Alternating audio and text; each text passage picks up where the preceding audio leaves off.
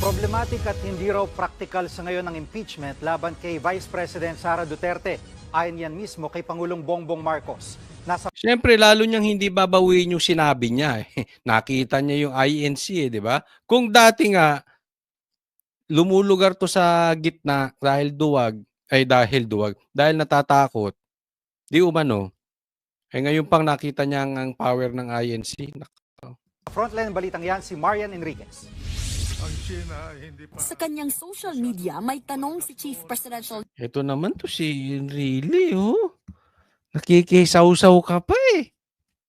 Napakasip-sip mo kay BBM eh. Ikaw nga nagpatanggal sa tatay niyan. Di ba?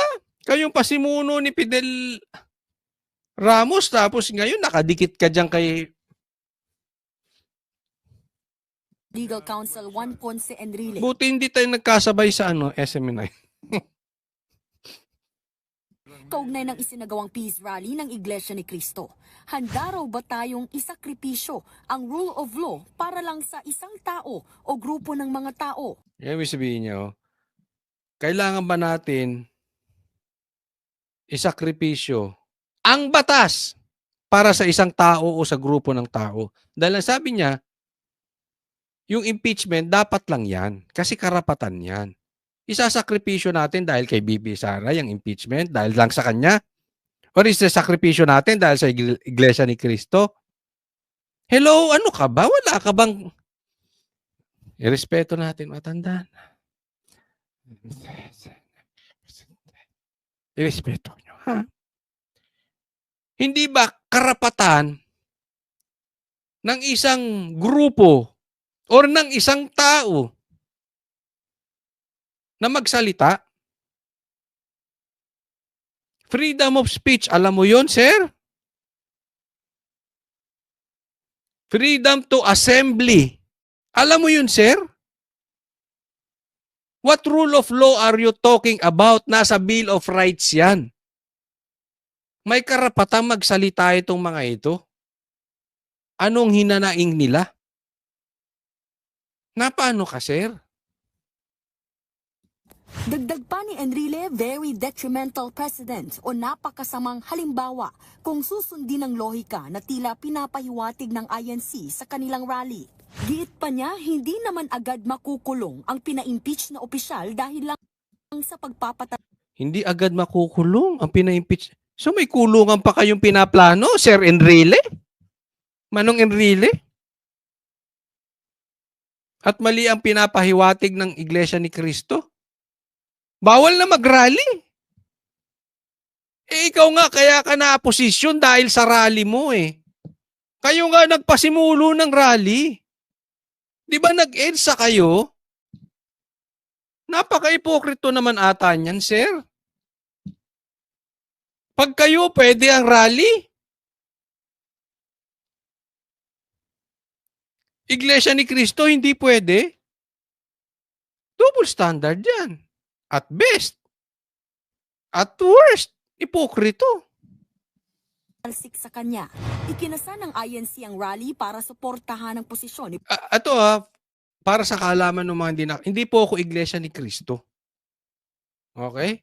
So hindi ko sila pinagtatanggol dito dahil ako'y member nila. Doon lang tayo sa tama. Pangulong Bongbong Marcos, kaugnay ng impeachment complaint laban kay Vice President Sara Duterte. Ngayon naman, sang-ayon daw si Pangulong Marcos sa mga pahayag ni Enrile. He is right.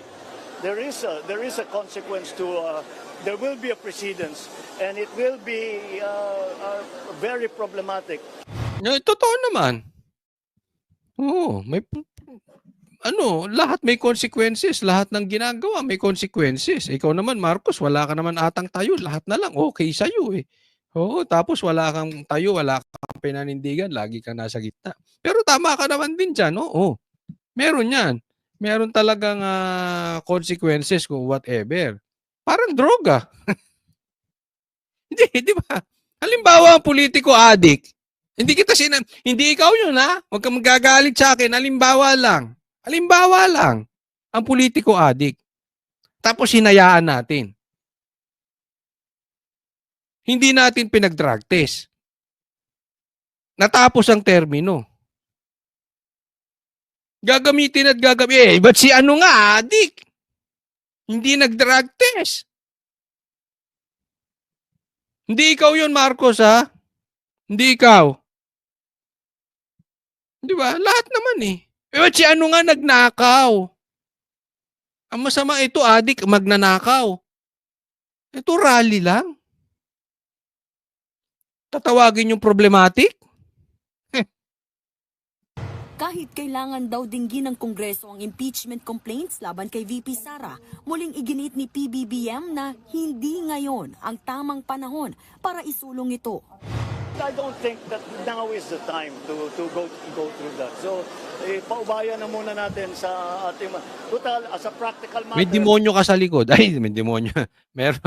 Meron kang congressman sa likod pala, pambira. Ano man naman nasasabi ko, pambira naman, no?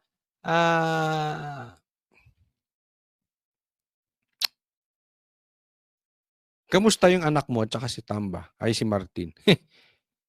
Nagtatanong lang, kamusta sila? Kasi balita ako, meron daw silang kiskisan.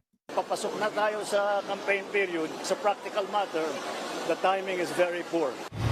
Ayon naman sa kilalang malapit sa mga Duterte na si dating presidential spokesperson Salvador Panelo, tuloy pa rin ang impeachment pero hindi lang ngayon.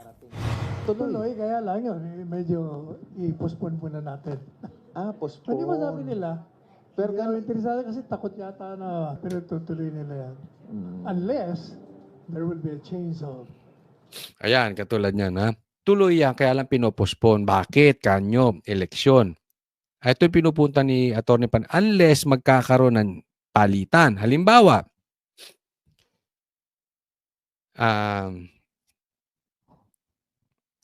yung mga congressman ngayon ay hindi na makakabalik kasi matatalo. 'Di ba? Pag napalitan 'yan, mag-iibang ano niyan. 'Di ba? No? Kaya nga tuloy daw 'yan. Mag-iingat po tayo sa pagboto. Kung alam ninyo na pro Martin Romualdez, pro impeachment, pro ayuda, wag nyo nang iboto, pwede ba? Pakiusap lang naman. Pero wala pong pilitan dito sa channel ni Coach Oli. Kung gusto nyong magpauto sa mga yan, bahala kayo. Kung gusto nyong pauto sa ayuda, bahala kayo.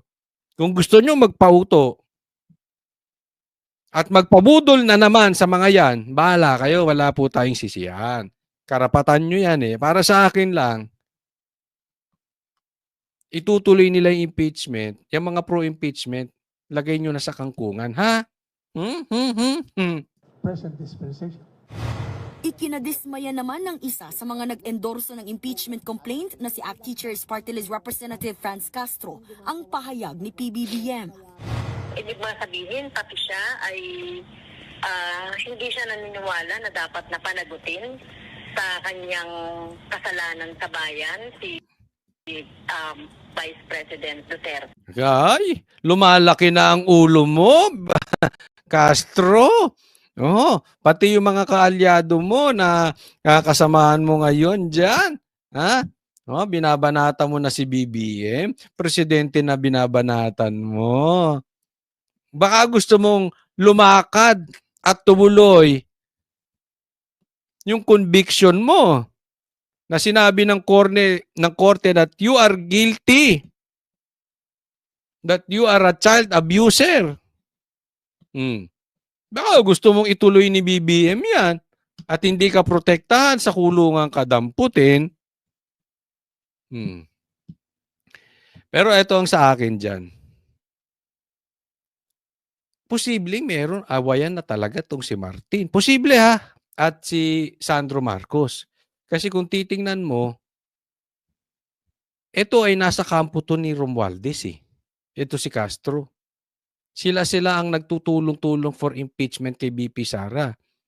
At ito ay pinatanggal nga ni binakante ang posisyon ni Saldico nitong si Sandro Marcos. May nagsasabing may awayan sila dyan. Ako nga hindi naniniwala, tingin ko nga arte yan eh. Pero ngayon nagsasalita na to si Franz Castro at binabanata na si Marcos. Tandaan nyo si Martin, hindi yan babanat ng lantaran.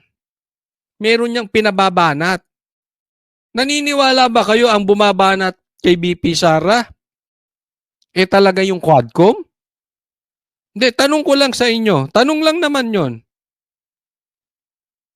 O ang talagang banat yan, ang ulo ng banat yan galing kay Martin?